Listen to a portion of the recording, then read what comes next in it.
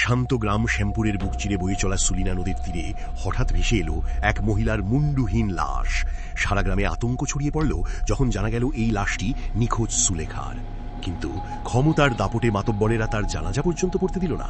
উল্টো মিথ্যে অপবাদে এক ঘরে করে নির্যাতন করা হলো নির্দোষ স্কুল শিক্ষক সবুজ মিয়াকে।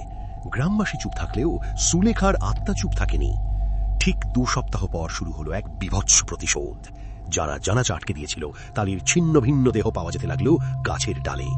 অমাবস্যার অন্ধকারে রহিম মৌলা দেখল এক অলৌকিক দৃশ্য। সুলেখা নিজের কাটা মাথা হাতে নিয়ে দাঁড়িয়ে আছে। অন্যায়ের সাজা দিয়ে সেই রাতেই সে কেড়ে নিল মাতব্বরের প্রাণ।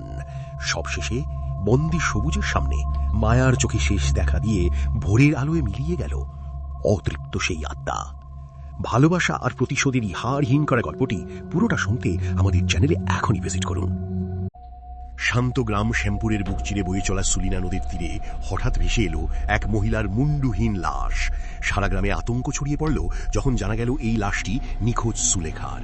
কিন্তু ক্ষমতার দাপটে মাতব্বরেরা তার জানাজা পর্যন্ত পড়তে দিল না। উল্টো মিথ্যে অপবাদে এক ঘরে করে নির্যাতন করা হলো নির্দোষ স্কুল শিক্ষক সবুজ মিয়াকে। গ্রামবাসী চুপ থাকলেও সুলেখার আত্মা চুপ থাকেনি। ঠিক 2 সপ্তাহ পর শুরু হলো এক বীভৎস প্রতিশোধ। যারা জানাজা আটকে দিয়েছিল তাদের ছিন্ন ভিন্ন দেহ পাওয়া যেতে লাগলো গাছের ডালে। অমাবস্যার অন্ধকারে রহিম মৌলা দেখল এক অলৌকিক দৃশ্য।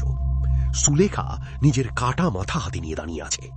অন্যায়ের সাজা দিয়ে সেই রাতেই সে কেড়ে নিল মাতব্বরের প্রাণ। সবশেষে বন্দী সবুজের সামনে মায়ার চোখে শেষ দেখা দিয়ে ভোরের আলোয় মিলিয়ে গেল অতৃপ্ত সেই আত্মা।